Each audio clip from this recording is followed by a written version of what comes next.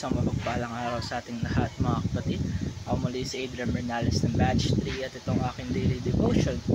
At ngayong araw ay pag-uusapan natin ay kung bakit mahirap kapag hindi ka sure o self-attesting. At ang ating Bible verse ay mula sa 1 Thessalonians chapter 2 verse 13.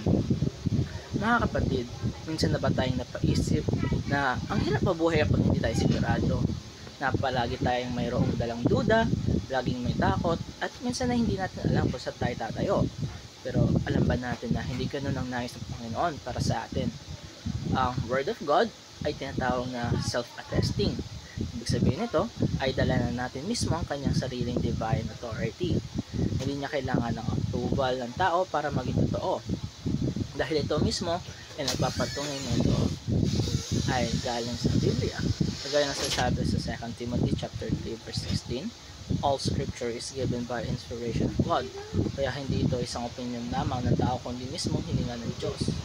Kung titignan natin ay napakaraming prophecies ang natupad sa Biblia mula sa kapanganakan, kamatayan at muling pagkabuhay ni Kristo. Ang nagpapatunay na pagkakatiwalaan natin sa salita ng Diyos. At dahil dito, dapat hindi tayo mabuhay na parang lagi nagdadalawang isip o parang nasa limbo tayo.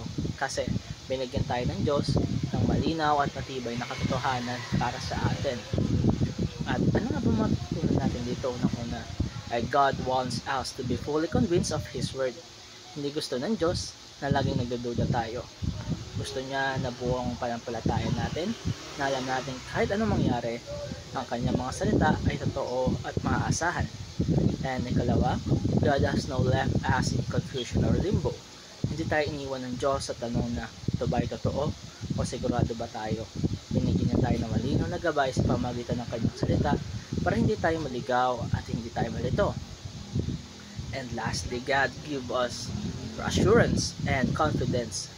At panghuli, binigyan niya tayo ng katiyakan at lakas ng loob dahil alam natin na ang Biblia ay hindi gawa-gawa lamang, kundi isa itong mismong tinig ng Diyos para sa atin.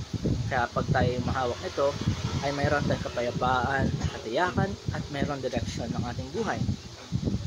Kaya mga kapatid, huwag tayong mabuhay na parang hindi tayo sigurado. Huwakan natin ang katotohanan ng salita ng Diyos. Ito ang ating pundasyon at final authority. Hindi nagkakamali ang Diyos at hindi rin nagkakamali ang kanyang mga salita sa Biblia.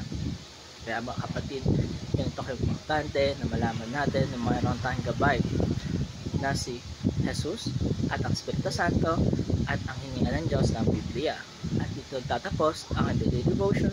Maraming salamat sa panonood.